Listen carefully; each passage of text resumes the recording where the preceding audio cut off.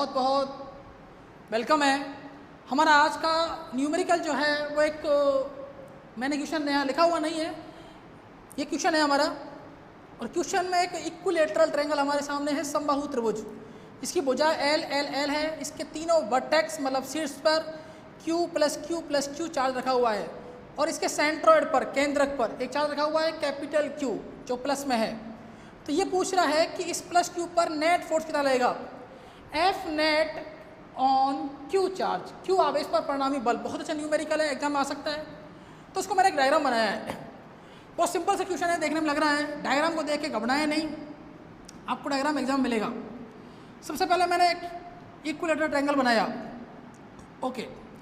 अब सेंट्रॉइड में पूछ रहा है तो प्लस Q से यहाँ प्लस Q पर फोर्स क्या लगेगा, आउटवर्ड लगता है। तो A की वजह से लगा, यहाँ A पॉइंट, यहाँ B और ये C। Due two point A force F A vector, due two point B force F B vector, due two point C force F C vector. A के कारण बल F A वेक्टर हो गया, B के कारण बल F B वेक्टर हो गया, C के कारण बल हो गया F C वेक्टर, ओके। अब देखो यहाँ पर एक पॉइंट हमें मिल रहा है, ये हो गया हमारा सेंट्रॉइड, CNTROID, सेंट्रॉइड केंद्रक हो गया, ओके।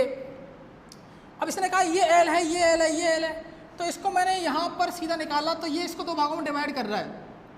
तो अगर ये पूरा L है तो ये हो गया L/2, ये हो गया L/2, that is clear, okay. ऐसे ये कर रहा है, अगर ये L है पूरा, इसको वर्टेक्स सेंट्रॉइड जो है वो कट करेगा इसको हाफ पार्ट में, आधे हिस्से में, तो ये L/2, ये भी L/2, ये पूरा L है तो ये भी L/2, ये भी L/2। चलो भाई, अब इसको मैंने कहा पॉइंट O, ये A B C और ये O, ओके। तो सबसे पहले अपन निकालते हैं, अपन को डिस्टेंस निकालनी पड़ेगी, ये वाली और ये वाली, यहाँ से यहाँ तक। मतलब अपन को फाइंड करना है AO BO CO। मैंने क्वेश्चन मार्क लगाया, इसको फाइंड करना है। तो फाइंड करने के लिए अपन चलते हैं, देखो ये अगर ये इक्विलेटरल ट्रायंगल है, समबाहु त्रिभुज है, तो ये 60 डिग्री का, ये 60 डिग्री का, ये 60 डिग्री का। ये बात क्लियर हुई आपके, ओके। ये 30 हो गया, ये 30 हुआ, ये 30, तो ये भी ये 30 60 हो गया, 30 60 हो गया। मैंने इस पार्ट को लिया है 30, ये भी 30, ये भी 30। थोड़ा और चेक कर लेते हैं, ये 30, ये 90, कितना हुआ 120, कितना बचेगा, ये सिंपल सी बात है, ओके। तो अपन ऐसे भी इसको ऐड करके देख लेते हैं। अब अपन निकालते हैं ये एंगल कितना है मेरे पास 30। तो मैं चलता हूँ यहाँ पर cos 30, यहाँ पर कहीं cos थीटा, ये थीटा मान लेते हैं अभी इसको एक मिनट के लिए, cos थीटा। cos क्या होता है, परपेंडिकुलर। परपेंडिकुलर क्या होता, सॉरी, cos क्या होता है, बेस अपॉन हाइपोटेनियस, आधार बटे कर्ण, ओके। दैट मीन्स मेरे पास है cos 30 डिग्री, बेस कितना है L/2। देखो यहाँ से निकालो आप, यहाँ से निकालो, यहाँ से निकालो, बात एक ही है तीनों की, ठीक है ना। cos 30, ये 30 की वजह से cos 30, बेस कितना हो गया L/2, कर्ण कितना हुआ, हाइपोटेन्यूज कितना हुआ AO। मैं AO किधर ले गया, AO = L/2 बटे cos 30। हमको पता है cos 30 डिग्री कितना होता है, बताओ मुझे, sin 60 होता है, तो कितना होता है √3/2। इसकी वैल्यू को मैं यहाँ सब्स्टिट्यूट कर दूंगा, रख दूंगा, that means AO = L/2 √3/2, clear. L/2 × 2/√3, समझ में आया, 2 से 2 कैंसिल, तो आया L/√3। तो हमें ये निकालना था, पहले AO हमारे पास आ चुका है। क्या AO बराबर BO होगा, बिल्कुल होगा। क्या BO बराबर CO होगा, बिल्कुल होगा। तो ये हमारे पास आ गया L/√3। तो मैं रख देता हूँ यहाँ पर। तो प्यारे से बच्चों, ये आया मेरे पास L/√3, L/√3 और ये भी आ गया L/√3। यहाँ समझ में आ गया, ठीक है। अब चलते हैं अपन फोर्स निकालते हैं, FA फोर्स।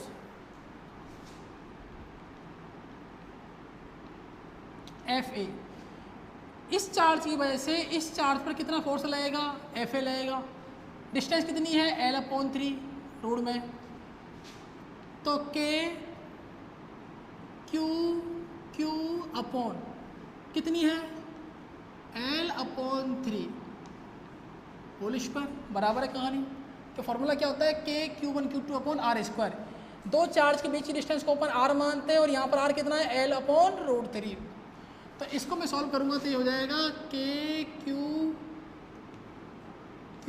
और ये हो जाएगा L स्क्वायर, ऊपर हो जाएगा 3, तो कितना हो जाएगा, ये 3 हो जाएगा। इसको खोलेंगे तो L स्क्वायर हो जाएगा, √3 हो जाएगा 3, और ये कहाँ चला जाएगा, सॉरी ये L/√3, तो ये कहाँ चला जाएगा, ऊपर चला जाएगा।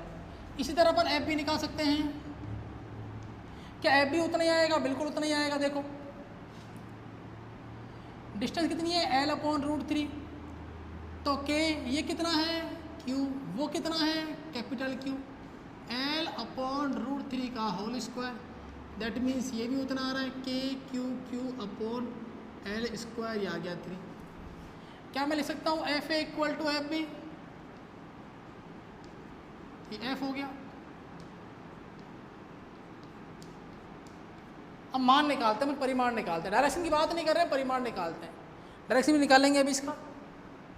अब देखो एफ भी ऐसे लग रहा है और एफ ऐसे लग रहा है, क्लियर है। ये एंगल कितना हुआ, 120, ये भी कितना हो जाएगा, 120। ओके, देखो पूरा होता है 360 का, ये 120, ये 120 कितना हुआ, 240, 240, ये कितना हुआ आपका बता रहा हूँ, लेकिन लिखना नहीं, 60, और ये भी कितना हुआ, 60। चेक कर लेते हैं, पर आराम से हो जाएगा। देखो क्योंकि ये 30 और ये 30, ये कितना हुआ, 120, सिंपल समझ में आ गया होगा आपको। ये 30, ये 30, ये कितना हुआ, 120, क्लियर बात है भाई। अरे यार ये बन गया ना, देखो ये 60, ये 30, ये कितना बचेगा, 90, राइट एंगल बन रहा है। तो F A equal to F B equal to F, धीरे धीरे मैं आपको सारी चीज़ें क्लियर कर रहा हूँ। ये कितना बना, 120, ये 120। एफ वी वैक्टर और एफ ए वैक्टर के बीच का एंगल कितना बन रहा है प्यारे बच्चों, 120 डिग्री। बात समझ में आ गई। क्या हम एफ आर निकाल सकते हैं, एफ आर किस किस बीच में निकलेगा, F R is a resultant vector in between F A vector and F B vector. F R vector is a resultant vector in between f a vector and f b vector। f r परिणामी सदिश f a vector व f b vector के द्वारा या के कारण प्राप्त होगा। या बी से प्राप्त होगा। F B vector F A vector resultant निकालते हैं, अब निकालते हैं परिमाण, मैग्नीट्यूड। हाँ भाई मैग्नीट्यूड निकालने का फॉर्मूला आपको पता है, F R equal to under the root F A square plus F B square plus 2 F A F B cos theta. Theta cos theta हमारे सामने थीटा कितना है, here theta equal to 120 degree. Cos theta कितना हो जाएगा, cos 120 कितना होता है, माइनस का 1/2 होता है, ध्यान रहे माइनस का 1/2। तो इसकी उठा के यहाँ रख देते हैं अपन एक बार। That means F R equal to under the root F A square plus F V square. मैं सीधा करता हूँ, यहाँ पर करेंगे अपन -1/2, तो माइनस आगे आ जाएगा, माइनस आगे शिफ्ट हो जाएगा, ये हो जाएगा 2, ये हो जाएगा एफ ए, ये हो जाएगा एफ बी, ये हो जाएगा 1/2, 2 से 2 कैंसिल हो गया। तो क्या बचा हमारे पास में, F R equal to under the root F A square plus F B square minus F A F B. अब हमको एक बात पता है यहाँ से कि F A F B equal to F होता है। मैग्नीट्यूड अपन ने निकाला है, यहाँ वेक्टर नहीं है इसलिए इसके बराबर इसको कर सकते हैं। एफ आर इक्वल टू ये हो जाएगा F plus F square, F into F कितना हो जाएगा, F square. F square plus F square कितना होगा 2f² माइनस एफ स्क्वायर कितना बचेगा f²। एफ आर कितना आएगा √3 में f²। तो एफ आर प्यारे बच्चों कितना आ जाएगा एफ आ जाएगा। एफ आर कितना आ जाएगा एफ आ जाएगा। और एफ की वैल्यू कितनी हमारे सामने पता है ना अपन को, मतलब एफ आर इक्वल टू कितना आया F R equal to F आया। और एफ किसके बराबर होता है एफ ए और एफ बी के इक्वल। तो एफ ए की वैल्यू कितनी है 3KQQ/L²। अब निकालते हैं एफ सी। क्या एफ सी भी उतना ही आएगा, ये बात ध्यान रखें। एफ सी कितना आएगा बताओ मुझे, ऊपर charge plus Q small capital Q के Q Q distance L/√3 L/√3 का होल स्क्वायर। तो बन जाएगा 3KQ/L²। तो क्या एफ सी इक्वल एफ नहीं हुआ क्या बताओ मुझे, क्या 3KQ/L²। 3KQ/L² किसके इक्वल होता है एफ के, बिल्कुल है, ये दोनों एफ के इक्वल है।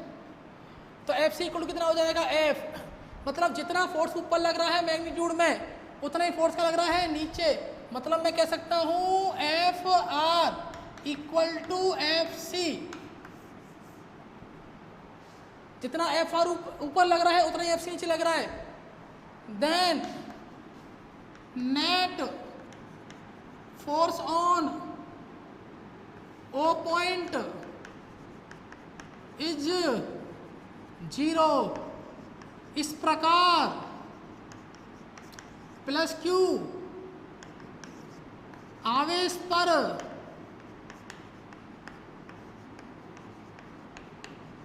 परिणामी बल क्या होगा बच्चों, शून्य होगा।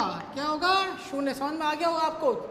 ऊपर एफ आर नीचे एफ सी, क्या एफ आर एफ सी के बराबर होते हैं। जब दो बल एक दूसरे के बराबर होते हैं, दिशा अलग अलग होती है, तब परिणामी उस बिंदु पर कितना आता है 0 आता है, शून्य आता है। तो यहाँ पर कितना आ गया, शून्य आ गया, 0 आ गया। ये न्यूमेरिकल हमारा ही खत्म होता है। अब नेक्स्ट न्यूमेरिकल देखते हैं। हेलो बच्चों, तो अपना नेक्स्ट न्यूमेरिकल जो है वो ये है कि वही वापस एक इक्विलेटरल समबाहु त्रिभुज दिया हुआ है और उस त्रिभुज में हमारे पास जो चार्ज है वो दिया हुआ है, एक तरफ प्लस क्यू, फिर प्लस क्यू और एक रखा हुआ है माइनस क्यू। तो ए पर रखा हुआ है प्लस क्यू, बी पर रखा हुआ है प्लस क्यू और सी पर रखा हुआ है माइनस क्यू। जो भुजा है वो है एल एल एल, ए चार small L small L small L. Equilateral triangle है तो तीनों एंगल जो बनेंगे कितने बनेंगे 60 60 और 60 के। तो ये आपका एग्जाम में क्वेश्चन मिलेगा और इसको अपन को इस तरह सॉल्व करना है। सॉल्व कैसे करना है, पूरा अपन को वेक्टर रिप्रेजेंटेशन है, फोर्स इन वेक्टर फॉर्म है। तो सबसे पहले मैंने एक ट्रायंगल बनाया, that is the triangle A B C. फिर चार्ज सब्स्टिट्यूट किए प्लस क्यू माइनस क्यू, कोई दिक्कत नहीं है। एल एल एल, कोई दिक्कत नहीं है। अब शुरू करते हैं ए पॉइंट पर। तो ए पॉइंट पर चार्ज रखा हुआ है प्लस क्यू। तो इस प्लस क्यू में फोर्स कौन सा लगेगा, प्लस क्यू की वजह से यहाँ बी पर जो प्लस रखा हुआ है इस पर फोर्स क्या लगेगा एफ ए। इस पर जो बी पर जो रिपल्सिव फोर्स लग रहा है वो किसकी वजह से लग रहा है, ए की वजह से। तो ये आया एफ ए। ओके, और देखते हैं। अब इसकी माइनस की बात करते हैं, सॉरी इस बी पॉइंट की बात करते हैं। यहाँ प्लस क्यू चार्ज है, यहाँ प्लस क्यू चार्ज है, इसकी वजह से यहाँ पर एक फोर्स लगेगा एफ वी वेक्टर। क्लियर है बात, ओके। अब ऊपर वाले फोर्स देख लेते हैं। ये चार्ज है माइनस क्यू जो कहाँ रखा हुआ है सी पॉइंट पर, एट ए पॉइंट सी। तो आपको पता है प्लस माइनस में क्या होता है, अट्रैक्शन का फोर्स लगता है। तो प्लस की वजह से माइनस पर, तो देखो आपको मैंने बताया था एक तरफ प्लस एक तरफ माइनस, तो प्लस की तरफ लगता है वो प्लस की वजह से लगता है। तो प्लस की वजह से कौन सा लग रहा है प्लस की तरफ एफ बी, और माइनस में से कौन सा लग रहा है एफ सी। तो यहाँ सी है तो ये एफ सी हो गया, ये एफ बी हो गया। क्लियर हो गई बात। अच्छा, प्लस की वजह से कौन सा लग रहा है, जिसकी वजह से लगता है उधर उसकी नोक होती है। तो एफ ए प्लस की वजह से लगा, एफ सी का लगा माइनस की वजह से। ओके, अब ये बताओ ये एफ सी है, ऊपर जा रहा है, एक ऐसे जा रहा है। सिंपल सी बात है, अगर ये ऐसे होगा ये ऐसे होगा तो इसका रिजल्टेंट ये आ जाएगा। अगर ये ऐसे होगा, ये ऐसे होगा, तो इसका रिजल्टेंट ये आ जाएगा। अगर ये ऐसे है, ऐसे, तो इसका रिजल्टेंट ऐसे आ जाएगा। बोलो आएगा नहीं आएगा? Okay, F A F C दोनों का जो रिजल्टेंट है वो कहाँ आएगा? एफ आर बी, बीच में से निकल जाएगा। क्लियर है बात? अच्छा प्यारे बच्चों, ये कितने डिग्री का है? 60 डिग्री का है। ये कितने का है? 60 डिग्री का। ये भी बच्चों कितने डिग्री का हुआ? 60 डिग्री का। अगर ये 60 हुआ तो ये बच्चा हुआ कितना हुआ? 120, 120 डिग्री। ये भी कितना हुआ? 120 डिग्री। यहाँ तो 160 से काम चल जाएगा। ठीक है, अब करते क्या है, अपन को क्वेश्चन में क्या पूछा गया? अपन क्वेश्चन में पूछा गया है कि तीनों जो चार्ज रखे हुए हैं इन पर बल का मान बताना है आपको। Find the force on each charge. तो सबसे पहले हम बात करते हैं कहाँ की? ए की।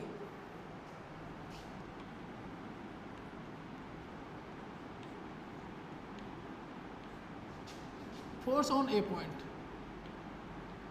Force on A point.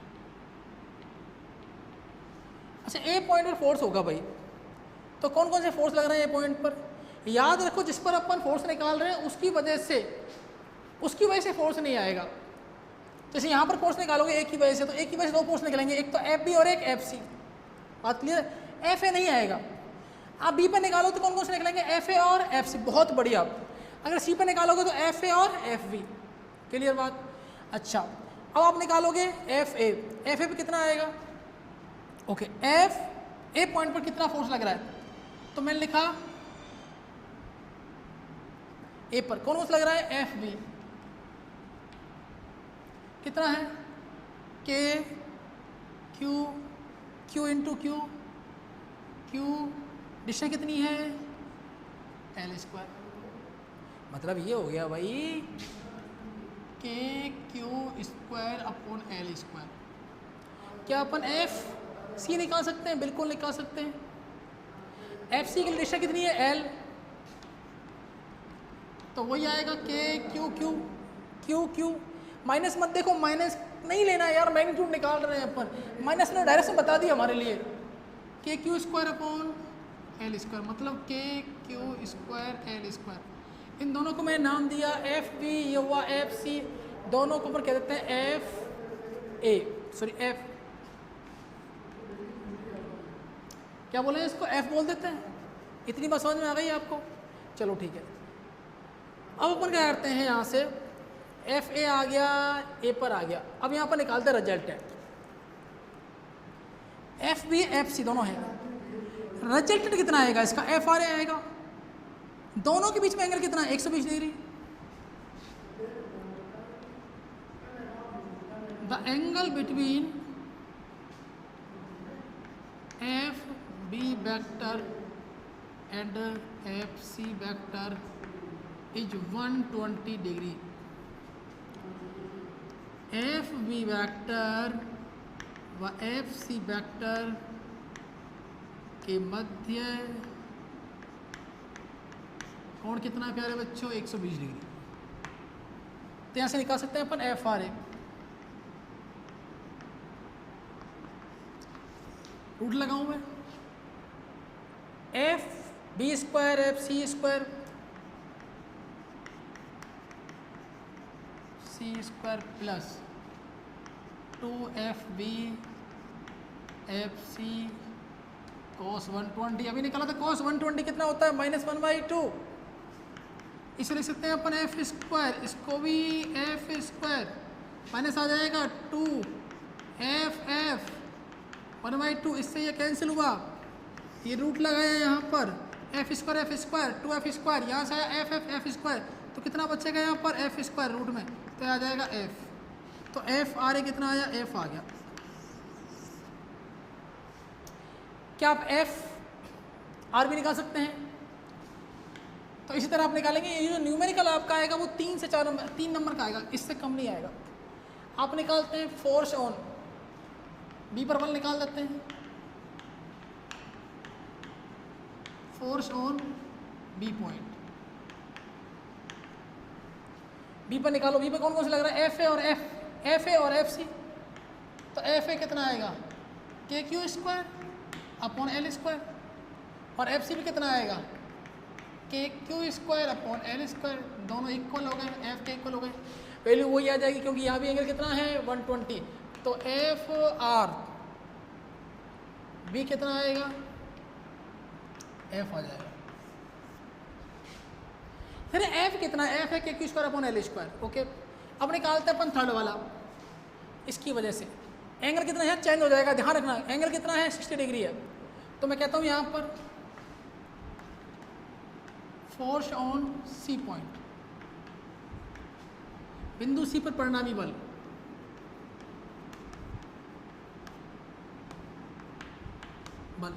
तो इसके लिए क्या है, एफ है k Q square upon L square. F भी डिस्टेंस तो वही है ना, के Q square upon L square. Okay, अब देखो सिंपल सी बात, दोनों क्या हो गए, एफ हो गए। तो यहाँ से एफ आर सी थोड़ा सा निकालना मुश्किल रहेगा आप लोगों के लिए क्योंकि एंगल चेंज हो रहा है। ठीक है ना, मैं चेक करता हूँ इसको कितना आ रहा है, F square plus F square plus 2FF, समझ में आ रहा है ना आप लोगों को, 2FF और कॉस 60 डिग्री। कॉस 60 कितना होता है, sine 30, 1/2 F R C, F F 2 F square plus 2F square, इससे ये कैंसिल हुआ, कितना आया 2F square plus F square कितना आया, √3 square. F R C equal to है under the root 3F square, मतलब एफ आर सी जो आ जाएगा √3F। That means F R C equal to √3 के क्यू स्क्वायर अपॉन, समझ में आया कहाँ से आया, वहाँ से आया, यहाँ से आया, यहाँ से आया। एफ आर ए कहाँ निकाला अपने, एफ आर ए कितना आया, k Q square upon L square.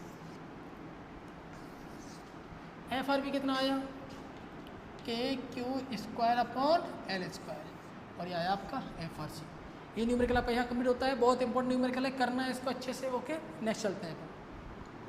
Hello बच्चों, एक न्यूमेरिकल मैं आपके सामने बता रहा हूँ। एक चार्ज पॉइंट चार्ज है Q1 और दूसरा है Q2, बहुत इंपॉर्टेंट है, बच्चे कन्फ्यूज रहते हैं इसमें, थोड़ा क्लियर कर देता हूँ मैं इसको। यहाँ दिया हुआ है कि Q1 मल्टीप्लाई Q2, मल्टीप्लाई हो रहा है, गुणा हो रहा है, ये 0 से छोटे हैं। तो पूछ रहा है बल की प्रकृति कैसी होगी, फाइंड नेचर ऑफ फोर्स। सवाल अच्छा है। हम सोचते हैं कि अगर मान लो मेरे पास दो चार्ज है Q1 और Q2, अगर मान लो ये प्लस का हुआ, ये प्लस का हुआ, अगर मान लो ये Q1 और Q2, ये माइनस का हुआ, ये माइनस का हुआ, और अगर मान लो ये Q1 और ये Q2, ये प्लस और ये माइनस, तीनों तो कंडीशन होती है, प्लस प्लस की होती है, प्लस प्लस प्लस की होती है, माइनस माइनस की होती है, प्लस माइनस या माइनस प्लस की होती है, ये होता है ना।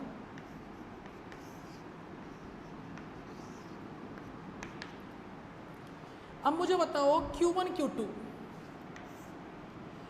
को जब मल्टीप्लाई करेंगे, प्लस प्लस है तो क्या आ जाएगा, Q1 Q2, ये भी प्लस, ये भी प्लस, प्लस प्लस का मल्टीप्लाई क्या होता है, प्लस ही होता है। और प्लस मुझे बताओ अगर मान लो Q1 की वैल्यू 1 है, Q2 की वैल्यू 1 है, तो ये क्या 0 से बड़े नहीं होंगे, 1 × 1 कितना हो जाएगा, 1, ये 0 से बड़ा हो जाएगा। मेरी बात समझ में आ रही है। अगर मान लो Q1 की वैल्यू 1 हो गई बेटा, +1, और Q2 की वैल्यू +1 है, तो +1 × +1 फॉर्मूला होता है ना अपने पास, F = K Q1 Q2 upon R²। तो यहाँ अपन चार्ज के बारे में बात कर रहे हैं, ठीक है ना, क्योंकि चार्ज से ही पता लगता है, आपको याद हो तो plus plus minus minus plus minus minus plus, plus plus minus minus से फोर्स कौन सा लगता है, रिपल्सिव फोर्स लगता है, प्रतिकर्षण का लगता है, रिपल्सिव फोर्स लगता है। और यहाँ कौन सा लगता है, आकर्षण का लगता है, अट्रैक्शन का लगता है, पता है अपन लोगों को ये। तो वही चीज़ बता रहा हूँ, ये फोर्स के बारे में बताना है, बल के बारे में। तो प्लस प्लस में प्लस प्लस 0 से बड़ा होगा, बिल्कुल 0 से बड़ा होगा, प्लस प्लस 0 से बड़ा होगा। ओके, माइनस माइनस चेक कर लेते हैं, माइनस इंटू माइनस कितना होता है, प्लस, ये भी क्या होगा, 0 से बड़ा होगा। तो अगर दो चार्जों का मल्टीप्लाई अगर 0 से बड़ा होता है, greater than to 0, that means उनके पास कैसे चार्ज है, सेम चार्ज है।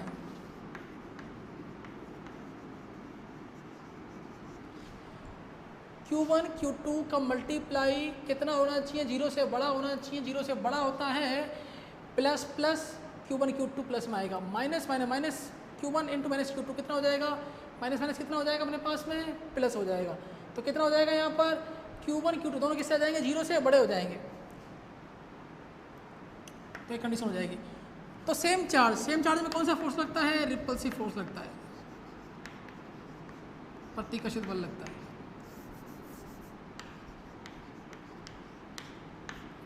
प्रतिकर्षण का बल लगता है।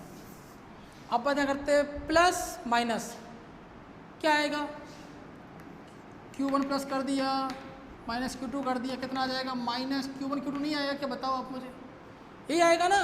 तो क्या है, 0 छोटा होगा, बिल्कुल माइनस 0 छोटा होता है, इसमें भी सेम वही आएगा, माइनस Q1 Q2 आएगा। तो यहाँ कैसी प्रॉपर्टी होगी, यहाँ होगी अट्रैक्शन की, एक चार्ज प्लस का होगा, एक चार्ज किसका होगा, माइनस का। यहाँ प्लस प्लस हो सकता है या माइनस माइनस हो सकता है। आपसे ये नहीं पूछा गया कि प्लस माइनस कौन सा होगा, आपसे पूछा गया कि प्रतिकर्षण होगा या आकर्षण होगा। तो यहाँ इस वाली कंडीशन में आकर्षण का बल लगेगा और यहाँ लगेगा प्रतिकर्षण का। चलो ठीक है, आगे चलते हैं अपन। एक नया ट्रैप बताता हूँ मैं आपको न्यूमेरिकल का। जैसे मान लो क्वेश्चन आपको गिवन दिया कि अगर मान लो दो चार्ज है, दोनों के बीच डिस्टेंस कितनी है, r है, और फोर्स कितना लग रहा है, F। ये पढ़ा हुआ है अपन ने, F इक्वल टू के Q1 Q2 बटे R स्क्वायर। तो क्वेश्चन में आपको दिया हुआ, कई बार पूछता है यदि दोनों के मध्य की दूरी को आधा कर दें, क्या कर दें, आधा कर दें, तो लगने वाला बल बताओ, तो लगने वाला बल बताओ, बल ज्ञात करो। If distance is half of initial then find the force. ये कहता है डिस्टेंस अगर अपन क्या करते हैं, हाफ कर दें, तो फोर्स बताओ। तो F इक्वल टू आया के Q1 Q2 upon R square. Charge वही है, अगर मैं ये कह देता हूँ यहाँ से, इससे आते हैं पर आगे, F इक्वल टू के आया, इसको एड्रेस कर देता हूँ Q1 Q2, डिस्टेंस कितनी है यहाँ पर R। अब इसका R का आधा कितना होगा, R/2। अरे भाई इसको आधा कर देंगे ना यार, ये कितना हो जाएगा, R/2, Q2 यहाँ आ जाएगा, Q1 यहाँ आ जाएगा। बात समझ में आ गई, डिस्टेंस आधी करवा रहा है, स्क्वायर कर देंगे तो F डैश के Q1 Q2 R स्क्वायर बटे 4, 4 का चला जाएगा ऊपर, F 4 के Q1 Q2 upon R square. ये किसके इक्वल है बताओ मुझे, F के इक्वल है। तो F dash equal to 4F हो जाएगा, मतलब मैं कह सकता हूँ F डैश अपॉन F बराबर कितना हो जाएगा, 4। तो मुझे बताओ बल बढ़ेगा घटेगा, दूरी घटने से, दूरी कम होने से हमेशा बल बढ़ता है। तो F डैश जो है, जो नया बल मिला है, वो प्रारंभिक बल के 4 गुना हो जाएगा। सिंपल सी बात समझ लो यार, ये इसको इधर ले आओ, बात तो एक ही है, F dash upon 4 equal to F हो जाएगा। Then the new force is a 4 times of initial force. ऐसे क्वेश्चन आपके एग्जाम में मिल सकता है। यह सवाल आ सकता है आपका, यदि दोनों आवेशों की मध्य की दूरी को आधे क्या कर दे, 2 गुना कर दे, क्या कर दे, डबल कर दे, डबल कर दे, क्या कर दे, डबल कर दे। तो यहाँ तो फॉर्मूला वही रहेगा। और डबल करने के लिए यहाँ आ जाओ, F इक्वल टू के Q1 Q2। अब कितना हो जाएगा, R को बढ़ा दिया इसने, 2R हो गया। हमेशा याद रखो, डिस्टेंस इंक्रीज करने से फोर्स डिक्रीज होता है और डिस्टेंस डिक्रीज करने से फोर्स इंक्रीज होता है। तो ये हो गया R की कितना हो जाएगा, 2R, डबल हो गया, स्क्वायर कर दिया। F इक्वल टू के Q1 Q2, 2 हो जाएगा, 4 ही हो जाएगा, R स्क्वायर। तो इसको कहा F dash F dash F dash, ये पूरा कितना हो गया, F के इक्वल हो गया, तो हो गया F अपॉन 4। बच्चे क्या करते हैं, यहाँ देखो F डैश जो है वो नया वाला फोर्स आया है, वो कितना आया है, पहले वाले फोर्स से कितना होता है, 1/4 होता है, ठीक है ना।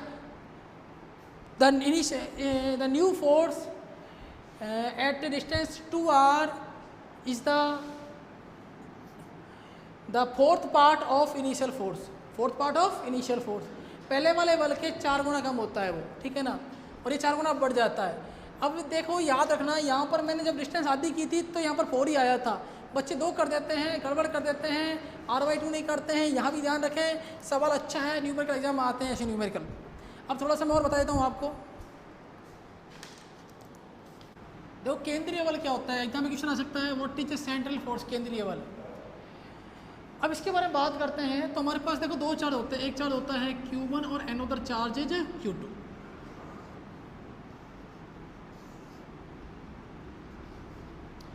अब इन दोनों के बीच डिस्टेंस हम x मान लेते हैं, r मान लेते हैं, उससे कोई फर्क नहीं पड़ता। अब बात यह है कि हमारे सामने अगर ये प्लस चार्ज है और ये प्लस चार्ज है तो फोर्स लगेगा ऐसे, इस पर फोर्स ऐसे लगेगा। आप देख रहे हो जो फोर्स लग रहा है वो अपोजिट डायरेक्शन में लग रहा है। कैसे लग रहा है, अपोजिट लग रहा है, विपरीत लग रहा है। अगर मान लो यहाँ पर प्लस लगा दिया या माइनस लगा दिया तो क्या होगा, इसकी तरफ से ऐसे फोर्स लगेगा, इसको मैंने 1 कहा, इसको मैंने 2 कहा, तो ये हो जाएगा F12, ओके, F21 और इसकी वजह से हो जाएगा F12। इसने इस पर लगाया तो ये हो जाएगा F21 और ये हो जाएगा F12। तो आप एक बात देख रहे हो कि यहाँ हो क्या रहा है कि 2 अलग अलग बॉडी हैं, Q1 और Q2, सही बात है। फोर्स का magnitude F12 equal to F21, अलग अलग बॉडी में फोर्स लग रहा है, दोनों बॉडी पर जो फोर्स लग रहा है उसका परिमाण या मैग्नीट्यूड बराबर है, और कैसे लग रहा है, अपोजिट डायरेक्शन में लग रहा है। ऐसा फोर्स हमने कहाँ देखा था, गुरुत्वाकर्षण में देखा था, ग्रेविटेशनल फोर्स में। लेकिन यहाँ पर हमारी बात पूरी नहीं होती है। क्या हम इस तरह से फोर्स को बता सकते हैं क्या, एक Q1 हो गया, एक Q2 फोर्स हो गया, एक ऊपर लग रहा है एक नीचे लग रहा है, ये पॉसिबल नहीं है। तो जो फोर्स लग रहा है वो कहाँ लगेगा, फोर्स लगेगा 2 चार्ज को जो लाइन मिलाएगी ना उसके अलोंग लगेगा, और ये कहाँ से निकलता है, इसके सेंटर से निकलता है, चार्ज के सेंटर से निकलता है। तो अब बात करते हैं केंद्रीय बल की, केंद्रीय बल क्या होता है। तो हमारे लिए केंद्रीय बल के लिए क्या होना जरूरी है, सवाल पूछता है केंद्रीय बल क्या होता है, कि 2 आवेश कैसे होने चाहिए, विपरीत होने चाहिए। विपरीत समझ गए, चाहे वो आकर्षण का हो चाहे प्रतिकर्षण का हो, डायरेक्शन तो अपोजिट होगी, अपोजिट होना चाहिए। परिमाण कैसा होना चाहिए, बराबर होना चाहिए, अलग अलग बॉडी पर लगना चाहिए। और तीसरी सबसे बड़ी बात, आवेशों को मिलाने वाली रेखा के अनुदिश होना चाहिए।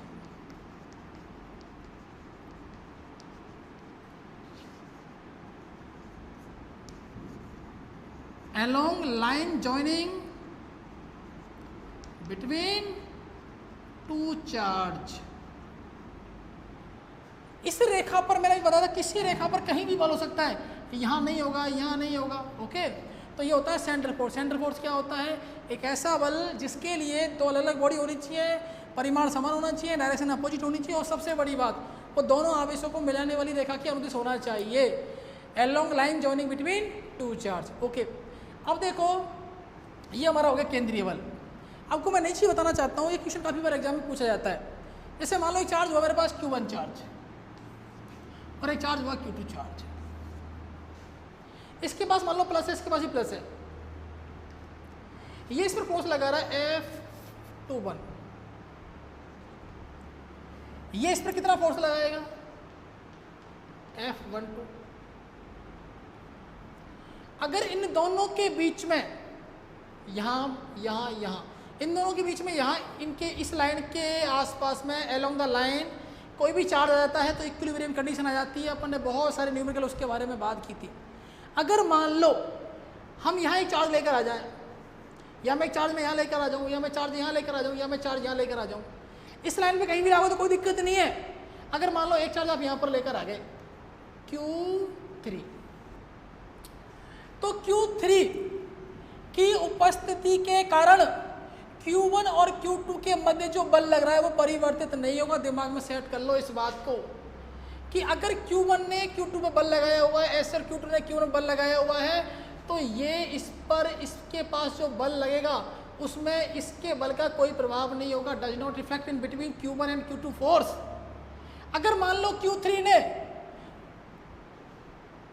ये यहाँ होता है, इंसानों में नहीं होता है। इंसानों में क्या होता है, दो इंसान होते हैं, तीसरा वाला बीच में आया तो पहले उसको ठोकते हैं, पहले उसको बल लगाते नहीं लगाते, लेकिन यहाँ नहीं होता है, ये अपवाद इंसानों में मिलते हैं।